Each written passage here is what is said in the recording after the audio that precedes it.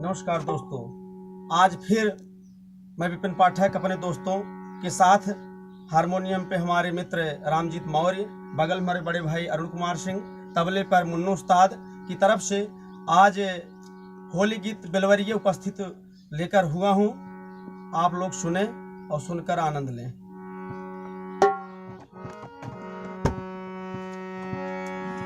जूझल सेना कंगाल भय, कोटिन साहे उत्पात कहन, जब चला ने कौचारा तब राणा प्रताप बनवास लहन। धावन पर धावन आय कहें, राणायापन हठ बिसरावा, पगड़ी अकबर के माथे धए, तू राज पाट आपन पावा। तो धावन के बोली गोली से राजा के जाए लगे छाती। धावन की बोली गोली से जाए लगी राणा छाती। धावन के बोली गोली से राजा के जाए लगी छाती।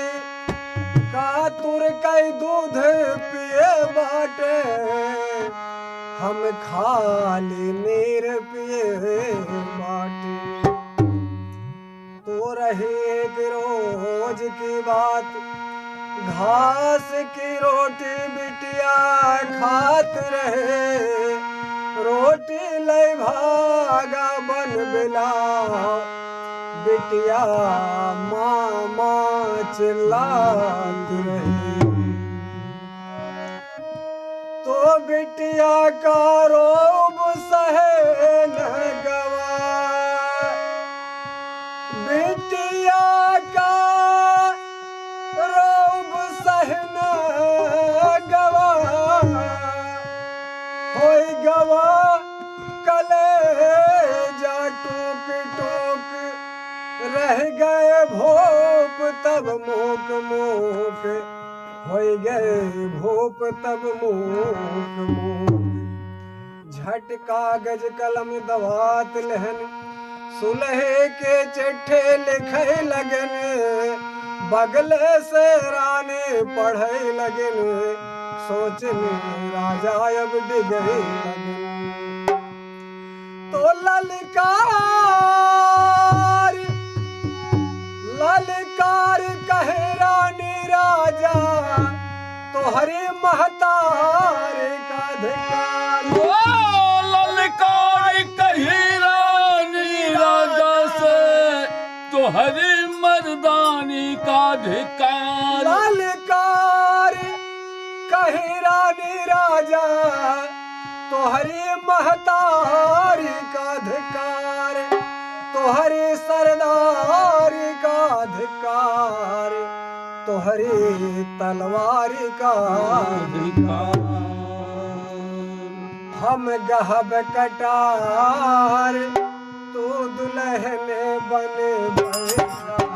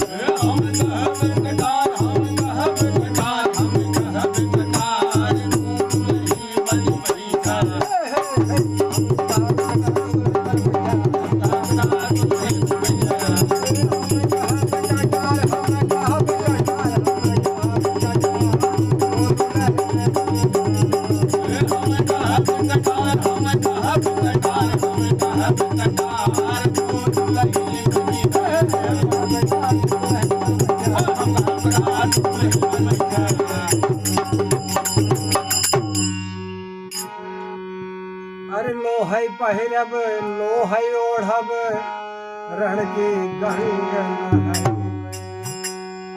लो हई ओढ़ब लो हई पहिरब रण की गंगन लोहई ओढ़ब लोहई पहिरब रण की गंगन लो हई पहिरब लो हई ओढ़ब रण की गंगन अरे आजादी भारत की माला में हम मोड़ दुहाई भाई लोहत बन राणा हो लोहत भई हम रण जगते बनी हम रण चक्की बनी गई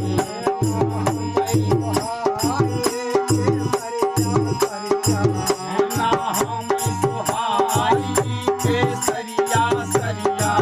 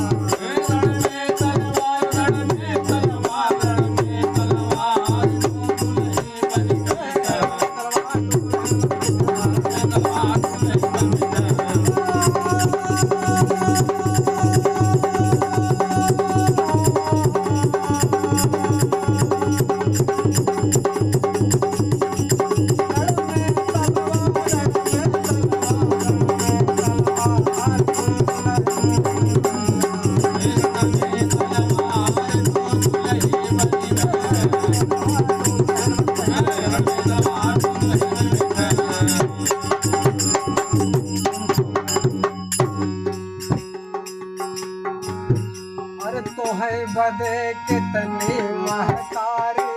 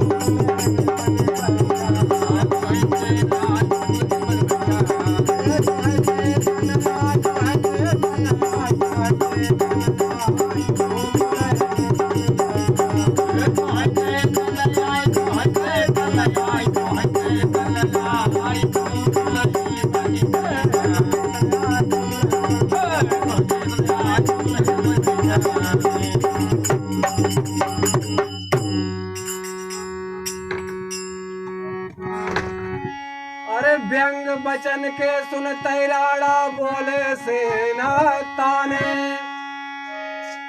अरे हमरे रहते लड़बो हमरे रहते लड़बो तू का हमारी गैल जवानी मोछ तब राणा को मोछ तब